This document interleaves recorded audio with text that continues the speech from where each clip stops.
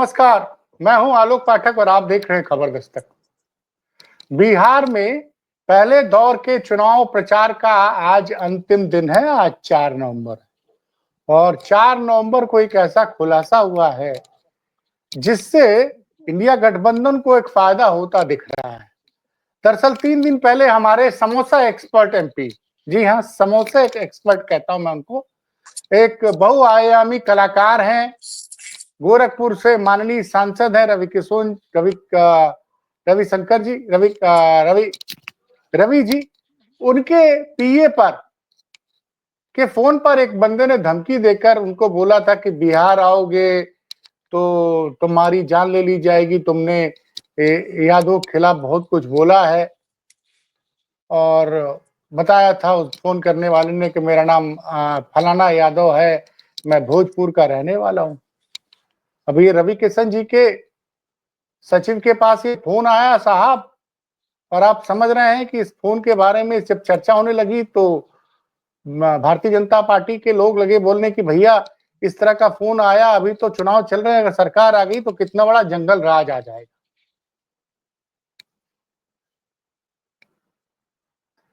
विवेक जी, उस फोन की जब जांच हुई तो पता चला कि ये फोन तो पंजाब से ऑपरेट हो रहा है और यूपी पुलिस ने इस बंदे को पंजाब के लुधियाना से गिरफ्तार भी कर लिया है। अजय नाम है इसका, अजय यादव, और इसका बिहार से दूर दूर तक कोई वास्ता नहीं है।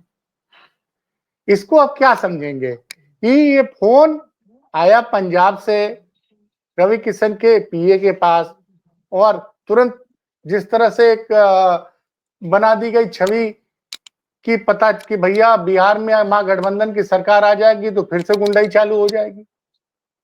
अब इस खुलासे के बाद यूपी पुलिस ने जब इस आरोपी को पकड़ा है, ये पंजाब का रहने वाला है, बिहार से इसका कोई मतलब नहीं है, तो चूंकि आप इंडिया गठबंधन के प्रमुख सहयोगी समाजवादी पार्टी के प्रवक्ता हैं, तो इस पर आपका क्या कहना?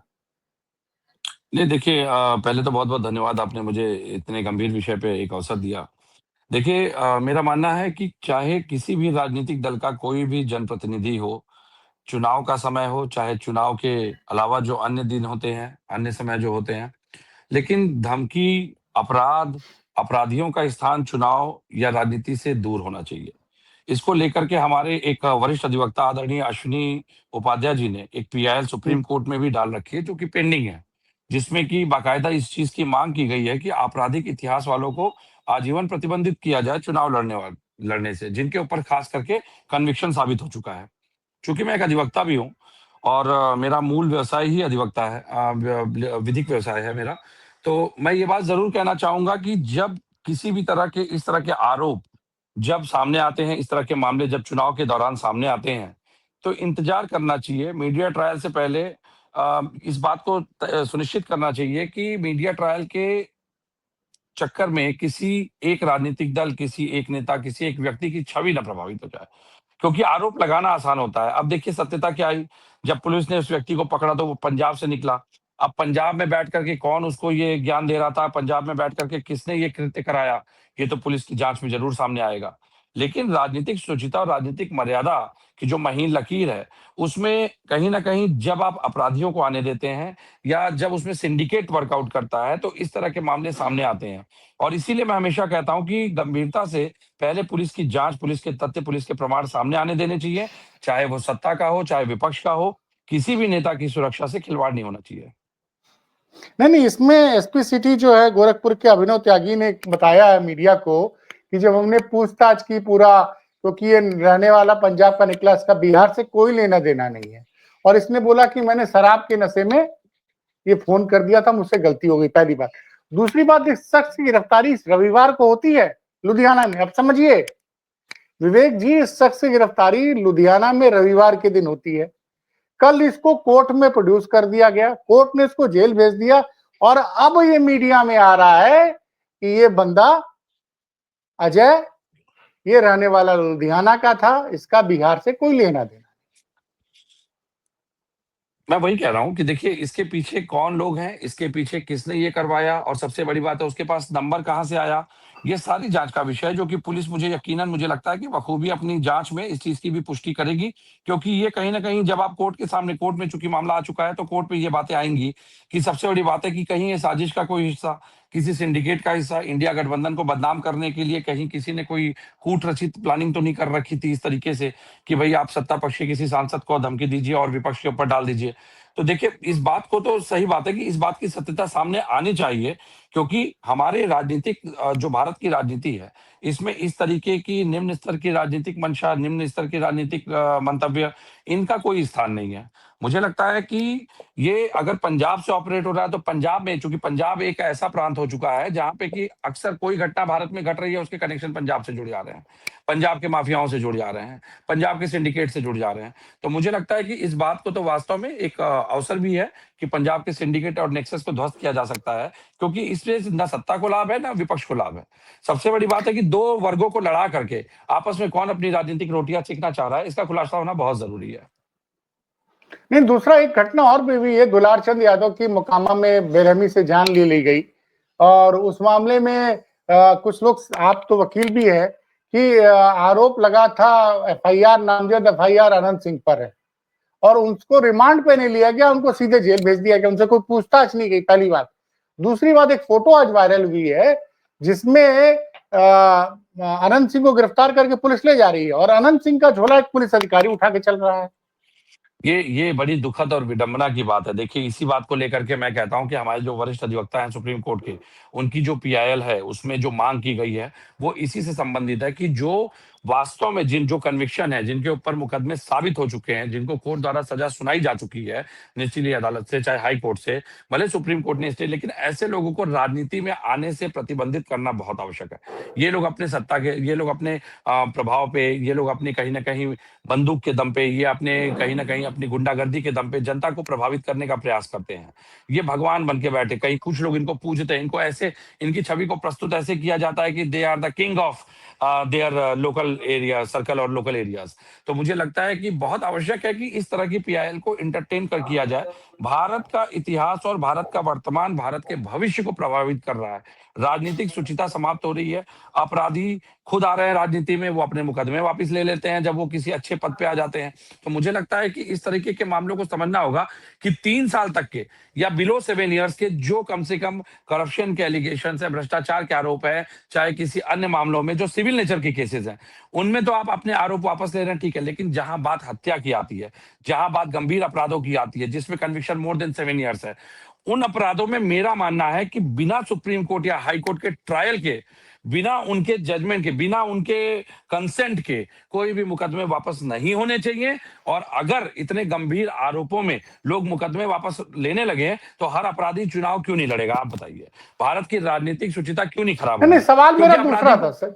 जी नहीं, मेरा सवाल दूसरा था कि मतलब ये अनंत सिंह को रिमांड पे पुलिस ने नहीं लिया, सीधे गिरफ्तार करके जेल भेज दिया देखिए, जब वो पुलिस नामजद प्रक्रिया है। का, अगर पुलिस प्रक्रिया का दुरुपयोग कर रही है वहीं तक कर पाएगी जहां तक सेशन डिस्ट्रिक्ट कोर्ट का मामला है। लेकिन मामला जैसे ही हाई कोर्ट में जाएगा, पुलिस की पहली प्रक्रिया ही होती है रिमांड पे लेना। अगर पुलिस रिमांड पे नहीं ले रही है तो यकीनन पुलिस अपने पद का, अपने सत्ता के कृपा ये पात्र होने का यही यही दुरुपयोग कर मैं रही है। कानूनी रूप से समझना चाह जी, रहा था तो ये कृपा कि पात्र होने का दुरुपयोग कर रही है। हाँ, पुलिस को अच्छा रिमांड पे पेश करना 24 घंटे के अंदर पेश करना चाहिए गिरफ्तार करने के बाद। अगर नहीं गिरफ्तार नहीं करने के बाद नहीं, 24, देखिए देखिए, दो चीजें है ना। अब आनंद सिंह की गिरफ्तारी होती है, उसका पूरा वीडियो बनाया जाता है और उसको वायरल हाँ, किया रात में जाता है। गिरफ्तारी की गई है, एसपी ने खुद जाकर अच्छा के क्या अच्छा, करवाया जी। उनको पूरा दिखाया गया कि 150, और यहाँ रवि किशन को धमकी देने वाले को गिरफ्तारी की जाती है, उसका ना कोई वीडियो आता ना कुछ आता। हम समझ रहे हैं ना आप? देखिए जिस पिक एंड चूज की जो पॉलिसी चल हाँ रही है, मैं आपको बता रहा हूँ, पिक हाँ एंड चूज की जो पॉलिसी चल रही है, आनंद सिंह जी को गिरफ्तार करके जेल भेजा गया, वो एक डैमेज कंट्रोल करने का प्रयास था। और सबसे हम्म, बड़ी बात, अब उनके उनके जो इलेक्शन कैंपेन है उसको कौन संभाल रहा है? केंद्रीय मंत्री आकर के बताइए, उनका इलेक्शन कैंपेन, वो भी 70-70 गाड़ियां लेकर के टहल रहे हैं। क्या चुनाव आयोग को नहीं दिखाई देता कि चुनाव आयोग के भी कुछ मानक होते हैं, गाइडलाइंस होती हैं? 70-70 गाड़ियां लेकर के आप चल रहे हैं, उसमें लोग भरे पड़े हैं, और किस तरह के लोगों को लेकर आप प्रचार में लगे हैं अनंत सिंह के क्षेत्र में, अनंत सिंह के लिए। तो ये तो कहीं ना कहीं पिक एंड चूज की बात दिखाई देती है।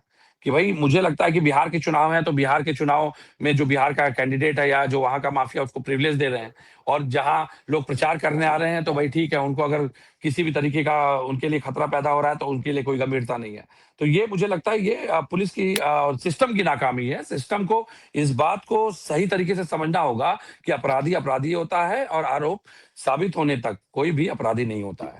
लेकिन अनंत सिंह की बात जहां तक की जाए, उनकी जिस तरीके से मेडिकल रिपोर्ट पहली बार आई, दूसरी बार आई, और जिस तरीके से मैनिपुलेट करने का प्रयास किया गया, फिर जिस तरह इलेक्शन कमीशन का रोल सामने आया, गृह मंत्री को स्टेटमेंट देना पड़ गया, गिरफ्तारी दबाव में हुई है जाकर के, कोई पुलिसिया कार्रवाई नहीं हुई है निष्पक्ष रूप से, मुझे जो समझ में आता है ये गिरफ्तारी दबाव में की गई है, सिर्फ डैमेज कंट्रोल करने के लिए, सरकार की छवि बचाए रखने के लिए। और मुझे लगता है अगर इलेक्शन नहीं होता तो गिरफ्तारी भी नहीं होती। नहीं, ये तो दुर्भाग्यपूर्ण है। दूसरा, ये अभी अब कल बिहार चुनाव में योगी जी ने इंडिया गठबंधन के लोगों की तुलना गांधी जी के 3 मंदिरों से कर दी है कि 3 नाम अप्पू टप्पू झप्पू बोला उन्होंने कि एक को अच्छा दिखाई नहीं देता, एक अच्छा बोल नहीं सकता, एक अच्छा मतलब एक ना सुन बुरा, नहीं सकता। एक सुन नहीं हाँ, सकता। तो ये अप्पू टप्पू झप्पू बोला उन्होंने इंडिया गठबंधन के लोगों को।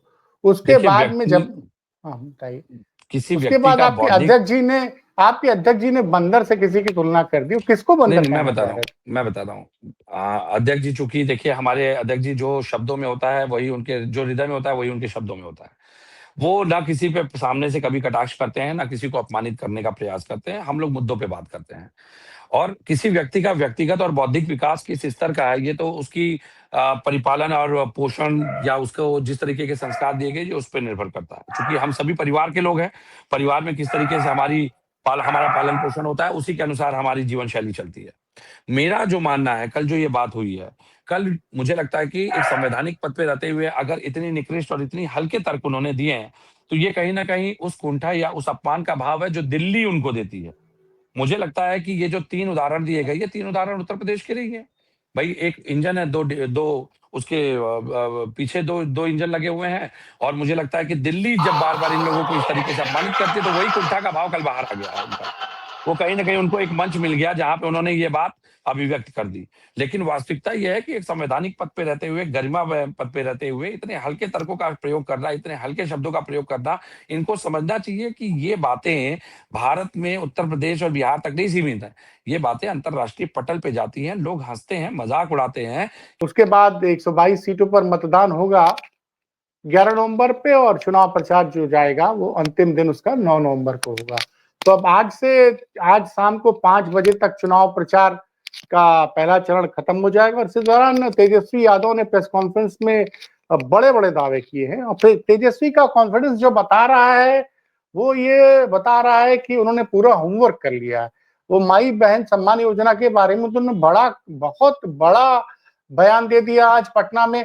उन्होंने कहा कि भैया हमारी सरकार बनेगी 14 जनवरी के पहले हम जो महिलाओं के अकाउंट में 2,500 रुपए महीना हमने वायदा किया, उसमें पूरा का पूरा 30,000 रुपया हम सीधे ट्रांसफर कर देंगे 14 जनवरी तक। तो ये बड़ा ऐलान किया है तेजस्वी यादव ने। अब जब तेजस्वी यादव कोई बात करते हैं तो आपको समझना होगा, क्योंकि तेजस्वी ने वायदा किया था कि हम 10 लाख युवाओं को नौकरी देंगे जब पिछली बार चुनाव लड़ रहे थे, और बीच में उन्होंने करीबन 18 महीने तक नीतीश कुमार के साथ सरकार चलाई थी।